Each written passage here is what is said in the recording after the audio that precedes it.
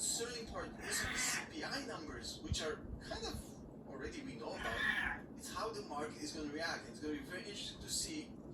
And you have to understand that with this amount of money on the sideline and this amount of fear and kind of neurotic behavior, it's a recipe for craziness. So I'm not going to make any predictions. All I'm saying is I'm going to look at the market, not really on the report, because we know what's going to come out of the government. The question is how Mr. Market is going to respond. And I used to have a neighbor like that. He used to basically scoop up dog shit from the street and leave it at doorsteps of people he didn't like in the building. I mean, we never knew what he's going to do. Look, jokes aside, the market has been going crazy, and there's no better example than yesterday. The market actually sent oil prices down. Nice. Well, what seemed to be for no right reason. Why? Well, now we know why. The UAE, the United Arab Emirates, the second half of the duo, the UAE and Saudi, the two countries that pretty much control OPEC, are very dominant in OPEC. That's fine. U.S. is very dominant with NATO. It is what it is. So basically, the UAE came out yesterday and had one of its officials basically say, well, we don't mind increasing productions to reduce the price. Essentially, OPEC, it's a cartel. It's not a free market. They basically determine the price of oil by, increasing or decreasing production. And yeah, so basically he came out yesterday and said, well, it might be in our best interest to actually help you guys and, make more of it, so you don't have to pay $140 a barrel. The problem is that that's only one opinion.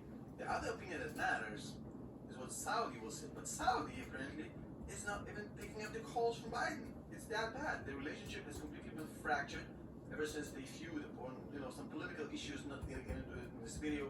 I mean, y'all don't really care, but Saudi and Biden, not friends right now, so Saudi isn't picking up the phone. So the question is, why did the UAE say that, and how plausible it is for them to actually get it done? And honestly, I don't know, and nobody does, but the kicker here is that I think the UAE knows something. Otherwise, they would not have come out now and said this to look like the good guys. Because look, we're talking about some of the world's best salesmen. These guys are really sharp. You know exactly what I'm talking about. These are the same guys who will sell you like a $500 pashmina in some market in some country you've never heard about, which you just visit for a week. I mean, it's the cost of doing business. So these are the world's top traders. They know how to play you and dominate you. That's their business.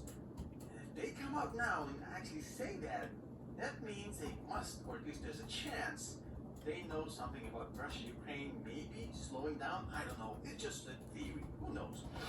And speaking about people who know things ahead of time, let's talk about Palantir.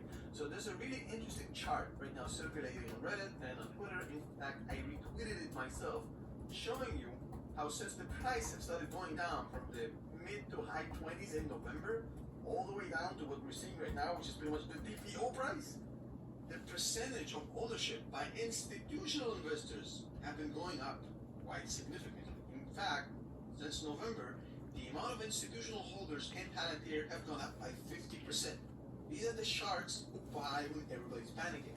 So while retail is going out, basically selling out, institutionals are going up. And I've said this is going to happen months ago. I put it about and I told you, hey, as price comes down, institutionals